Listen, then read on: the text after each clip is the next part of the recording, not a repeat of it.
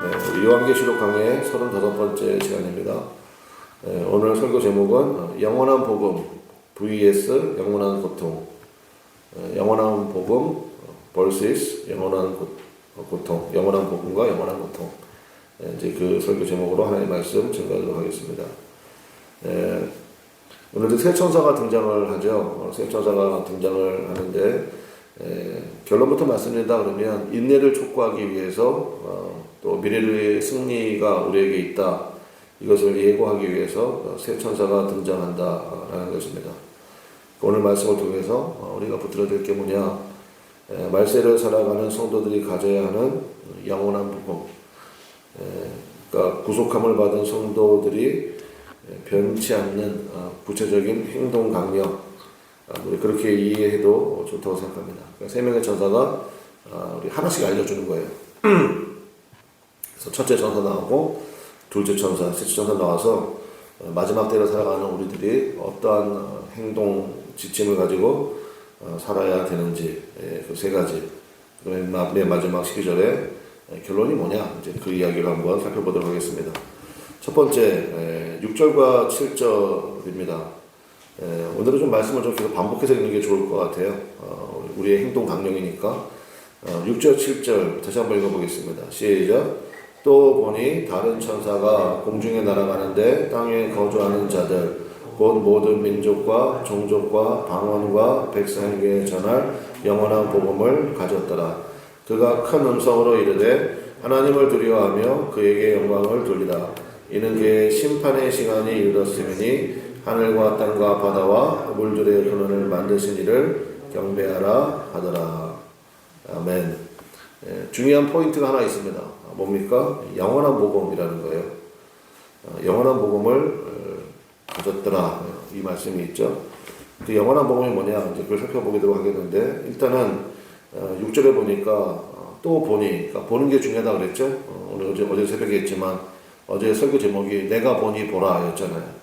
그래서 어린 양이 시온산에 서 계신 것, 웬만하면 예수님 앉아 계시는데 예수님이 쓰셨습니다. 왜냐? 최종 승리를 거두시기 위해서. 그거를 봐야 된다 그랬죠. 우리 예수 믿는 사람들은요, 귀도 복을 받아야 되고 눈도 복을 받아야 돼요. 그러니까 말씀이 잘 들리는 귀, 그 다음에 하나님의 역사하심을 바라보는 눈, 이게 참 중요하다고 생각합니다. 그러면 이제 뭐 입은 당연히 따라오겠죠. 코는 뭐 하나요? 그리스도의 향기. 뭐 그렇게 정도 합시다. 그래서 여기 보니까 6절에 또 보니 다른 천사가 공중에 날아가는데, 이제 성경을 좀 많이 읽으신 분들은 이제 느낌이 오실 텐데, 더 이상 공중은 공중의 권세 잡은 자, 그러니까 옛뱀이 차지하는 공간이 되지 못하고 있다라는 것을 알 수 있죠. 예수님도 그랬잖아요. 공중의 권세 잡은 자가, 뭐 이런 얘기 많이 하셨거든요. 그때까지만 해도 공중의 권세 잡은 자는 마귀를 상징했습니다. 근데 이제 더 이상은 그렇지 않습니다. 그러니까 공중에 하나님의 복음, 영원한 복음을 가진 천사가 날아가면서 외치는 소리, 그가 큰 음성으로 이르되, 우선 뭐라고 외치느냐, 세 가지를 외칩니다. 여러분 성경인데 표시를 좀 하시면 좋겠는데, 7절에 보니까 그가 큰 음성으로 이르되 하나님을 뭐하라? 두려워하며. 이게 첫 번째예요. 하나님을 두려워하라. 그 다음에 그에게 뭐를 돌리라? 영광을 돌리라. 두 번째입니다. 영광을 돌리라. 이는 그의 심판의 시간이 이르렀으니 하늘과 땅과 바다와 물들의 근원을 만드신 이를, 세 번째 뭡니까? 경배하라. 그리고 지금 그 이미지, 그러니까 성경은 좀 요한계시록은 특별히 이게 그림 언어잖아요. 묵시 언어이기 때문에 여러분 좀 그림도 좀 그려보세요. 실제로 종이에 그리시라 뭐 그런 얘기가 아니라 요즘에 그 AI 뭐 이런 거 있잖아요. 그래서 제가 좀 찾아봤는데 이런 거 미리 그려놓은 사람들이 있긴 있더라고. 근데 너무 영화처럼 그려놨긴 했던데, 어쨌든 뭐 그런 걸 찾아보시든지, 그러니까 그런 이미지를 좀 내가 가지고 있는 것은 성경을 읽는데 도움이 된다고 생각합니다. 그래서 이 천사, 첫 번째 천사가 공중을 날아가면서 큰 소리로 영원한 복음 세 가지 외쳤다고요. 뭘 외쳤습니까? 하나님을 두려워하라. 그 다음에 하나님에게 영광을 돌려라. 그 다음에 그분만을 경배하라. 이 세 가지를 외쳤습니다. 이 세 가지가 합쳐진 게 바로 예배잖아요. 그래서 우리 아까 좀 전에 우리 합심 기도할 때 예배를 위해서 같이 기도하자, 같이 기도했지 않습니까? 바로 예배. 예배가 뭡니까? 하나님께만 집중하는 마음이에요. 하나님께만 집중하는 마음. 지금도 우리가 새벽 예배를 드리잖아요. 이 시간도 하나님께 집중하는 거죠.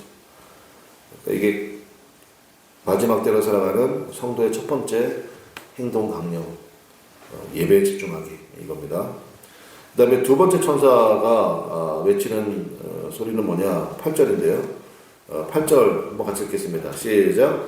또 다른 천사 곧 둘째가 그 뒤를 따라 말하되 무너졌도다 무너졌도다 큰 성 바벨론이여 모든 나라에게 그의 음행으로 말미암아 진노의 포도주를 먹이던 자로다 하더라. 둘째 천사가 외친 메시지는 한마디로 얘기하면 교만하지 말라는 것입니다.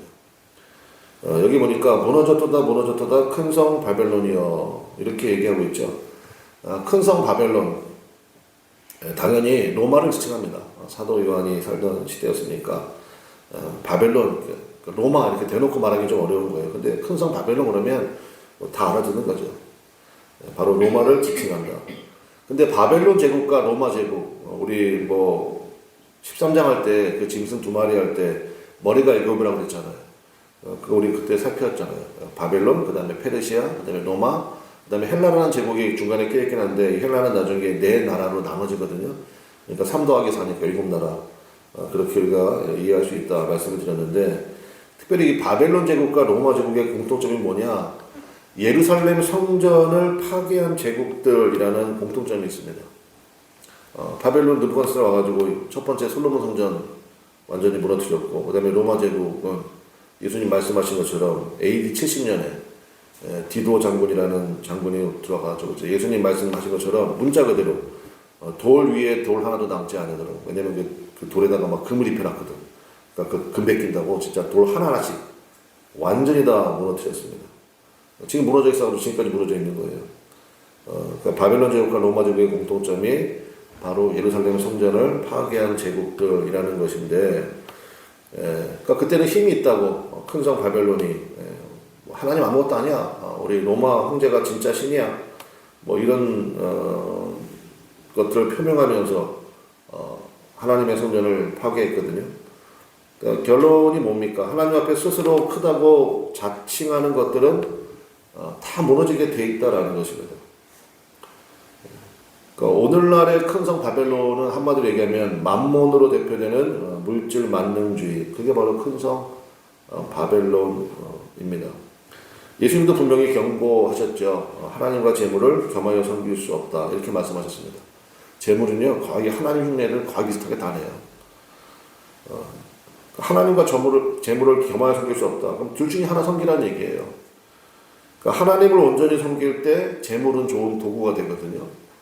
그때는 그 하나님께서 부어주시는 그런 물질적인 축복들이요 정말 축복이 됩니다. 근데 재물을 추구하기 시작하잖아요. 그러면 결론이 뭐냐? 무너지는 인생이 된다는 것입니다. 신앙도 잃어버리고 다 무너져 버려요.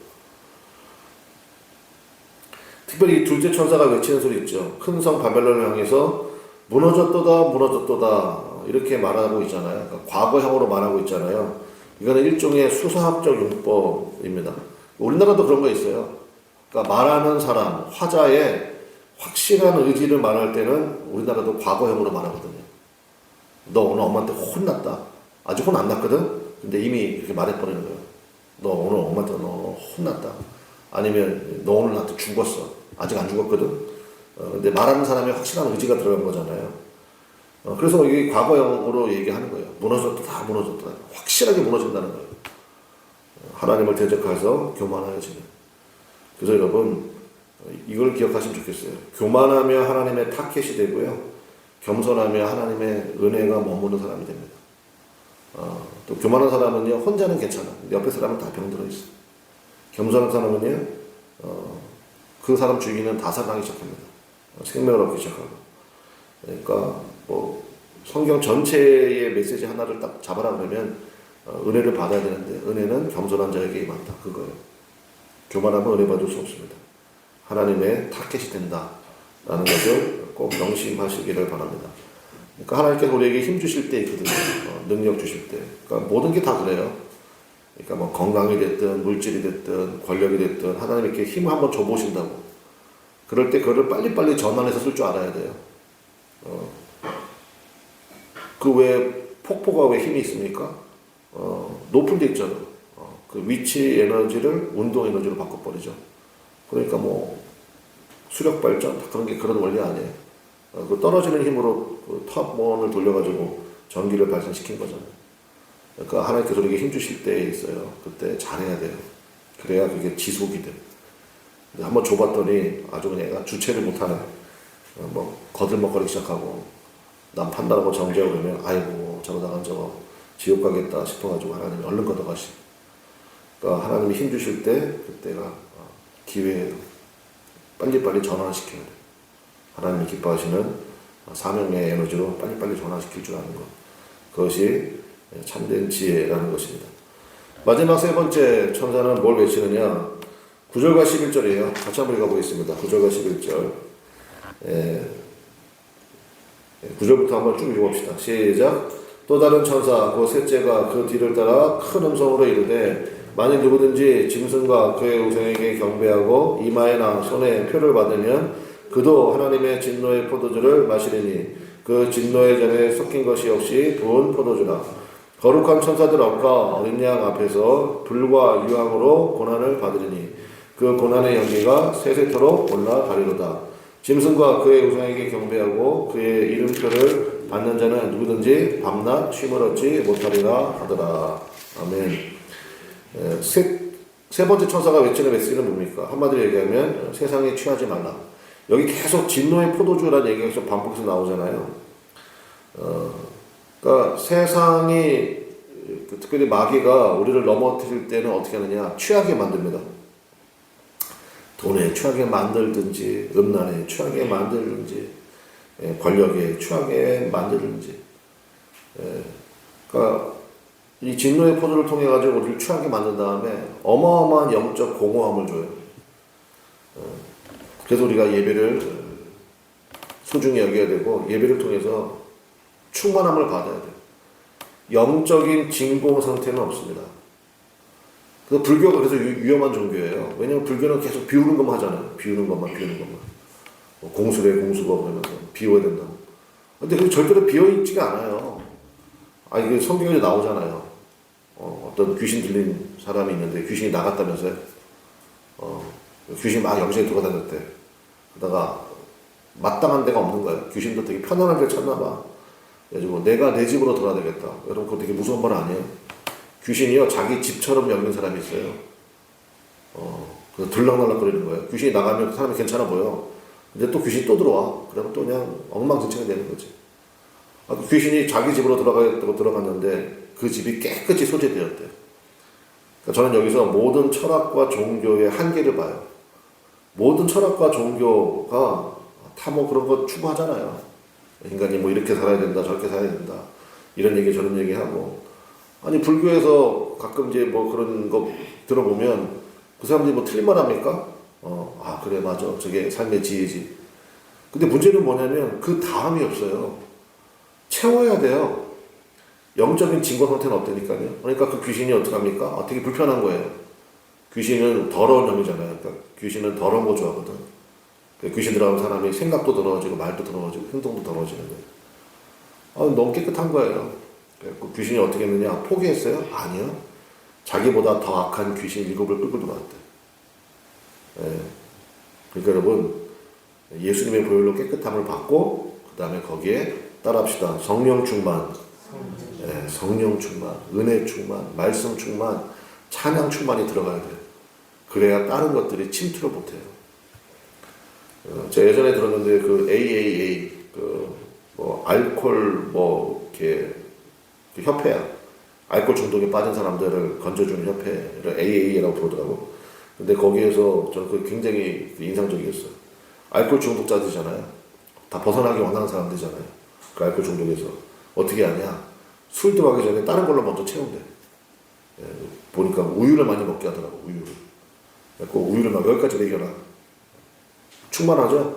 그러니까 술이 들어갈 자리가 없대. 나 그거 괜찮은 방법 같더라고. 저거 영적인 원리가 똑같은데. 그래서 여러분 우리도 마찬가지예요. 채워야 돼요. 충만함으로. 특별히 여기 보면 최종적인 승리를 위해 시온산에 서신 예수님, 그게 이제 14장 1절이잖아요. 이거 기분 좋은 말씀이니까 또 읽읍시다. 14장 1절 시작. 또 내가 보니 보라 어린 양이 시온산에 섰고 그와 함께 14만 4천이 서 있는데 쓰셨잖아요 예수님이.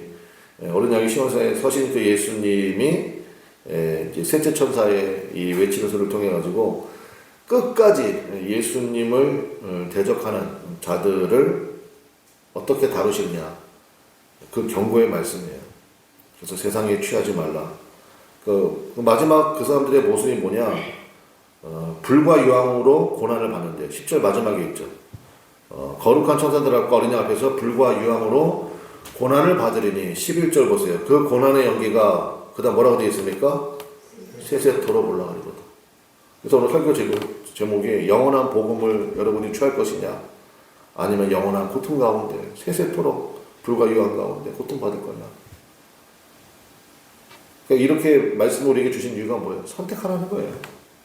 어떻게 내가 반응을 해야 될지, 내가 어떤 노선을 붙잡아야 될지, 내가 어떤 말씀의 길을 가야 될지. 그래서 새벽 예배마다 우리가 항상 이 말씀을 다시 한번 묵상하고 또 묵상하고. 뭐 오늘 여러분 들은 말씀 중에 여러분 뭐 새롭게 들은 말씀 있습니까? 다 어디선가 들어봤던 말씀이고, 뭐 그런 말씀들이잖아요. 근데 다시 한번 이게 확인하는 거죠. 그래서 저는 이 말씀 볼 때, 자, 보세요. 14장 1절의 첫 마디가 뭐예요? 또죠. 6절의 첫 마디가 뭐예요? 또죠. 8절은요? 또죠. 9절은요? 또죠. 또예요, 또. 설교 제목을 또라고 하려고 했어. 근데 너무 이상하더라고. 오늘 설교 제목은 또입니다. 이상하잖아. 그래가지고 바꿨는데, 근데 저는 또가 중요한 것 같아요. again, again, again. 다시 하는 거. 다시. 그래서 저는 찬양도요. 하나님께서 우리에게 주시는 찬양도 있거든요. 은혜 받는 찬양. 최근에는 충만 찬양의 은혜가 되잖아요. 계속 부르는 거예요. 또 부르고. 말씀의 결론 맺겠습니다. 세상 사람들과 우리들의 가장 큰 차이는 뭐냐? 결말을 알고 싸운다는 거예요. 여러분이 결말 아시죠? 여러분이 결국은 이겨요, 져요? 이기잖아요. 그러니까 승부의 결과를 우리가 이미 알고 있잖아요. 요한계시록 계속 그거 보여주는 거예요. 지금은 너희가 고난을 당한 것 같지만 지금은 진짜 로마의 정부의 폭압 속에 장사도 제대로 못하고 고난당하고 예배드리면 고초당하고 근데 결론을 알지 않냐. 그러니까 또 보라는 거예요. 영광의 보좌를 보라는 거예요. 하나님을 위해서 그 은혜를 예비하시면서 보라는 거예요. 천사들이 외치는 소리를 또 듣고 또 들으라는 거예요. 한마디로 얘기하면 뭡니까? 포기가 안 되는 거죠. 예수님을 향한 시선을 절대로 놓지 말아라. 그래서 결론이 뭡니까? 12절의 결론이에요. 12절 성도들의 뭡니까? 인내가 여기 있나니. 그래서 요한계시록의 전체적인 큰 맥이 뭐냐? 인내입니다. 이런 은혜가 있지 않냐? 이런 승리가 여러분에게 앞에 준비되어 있지 않냐? 조금만 더 버티세요. 조금만 더 견디세요. 성도들의 인내가 여기 있나니 그들은 하나님의 계명과 예수에 대한 믿음을 지키는 자입니다. 다시 한번 우리들의 믿음의 반응, 믿음이라는 말의 동의어가 또 인내라고 제가 말씀드렸잖아요. 믿음의 길을 오늘도 또 정말 멋지게 살아가시기를 주님의 이름으로 간절히 축원합니다. 지나간 것은 어쩔 수 없어요. 마귀는 자꾸 지나간 거 가지고 시비 걸거든요. 너 어제 이랬잖아. 너 뭐 작년에 이랬잖아. 뭐 어쩌라고. 마귀한테 그런 거 좀 얘기하세요. 어쩌라고. 나는 원래 죄인이야. 근데 예수님을 나는 오늘도 의지할 거야. 오늘도 예수님 붙잡고 다시 시작할 거야. 다시 예수님으로 충만해질 거야. 그 믿음이죠. 그 믿음.